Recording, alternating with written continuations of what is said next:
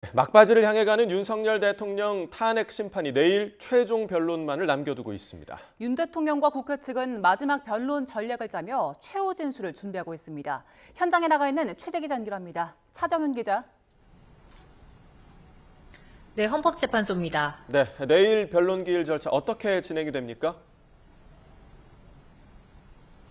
네, 윤석열 대통령 탄핵 심판 11차 변론 기일은 내일 오후 2시에 진행됩니다.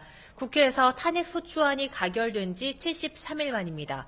우선 내일은 증인신문 없이 양측 대리인이 각각 2시간씩 종합 변론을 합니다. 이후에는 정청래 국회 탄핵소추위원과 윤석열 대통령으로부터 시간 제한이 없는 최종 의견 진술을 듣게 됩니다. 네, 양측의 마지막 변론 전략은 어떻게 전망됩니까?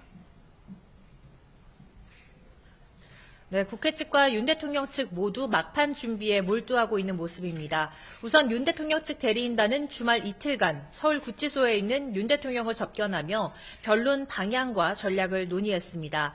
윤 대통령은 헌재에서 진술할 최후 진술을 구치소에서 직접 작성하고 있는 것으로 파악됐는데 비상계엄으로 인한 사회적 혼란에 대해 국민에게 사과하는 메시지나 기각 결정을 대비한 향후 국정 운영 구성이 담길 가능성 등이 언급됩니다.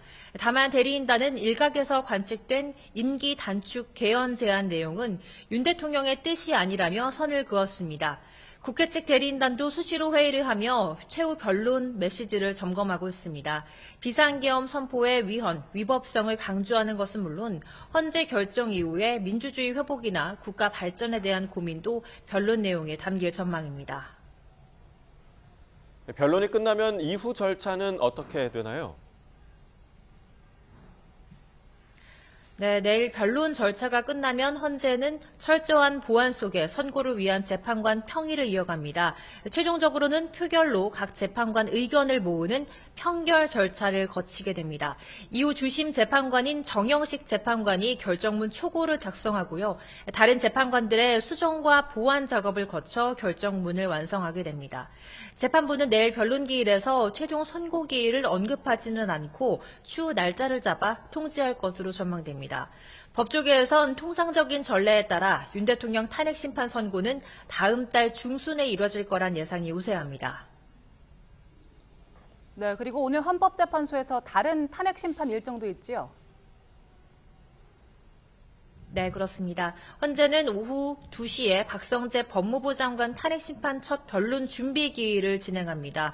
앞서 국회는 지난해 12월 박 장관이 비상계엄 선포 전 국무회의에 참석해 의사결정 과정에 관여했다는 등의 이유로 탄핵 소추를 의결했습니다.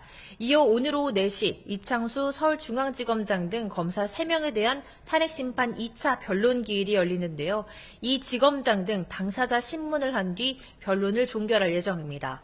지금까지 헌법재판소에서 YTN 차정은입니다.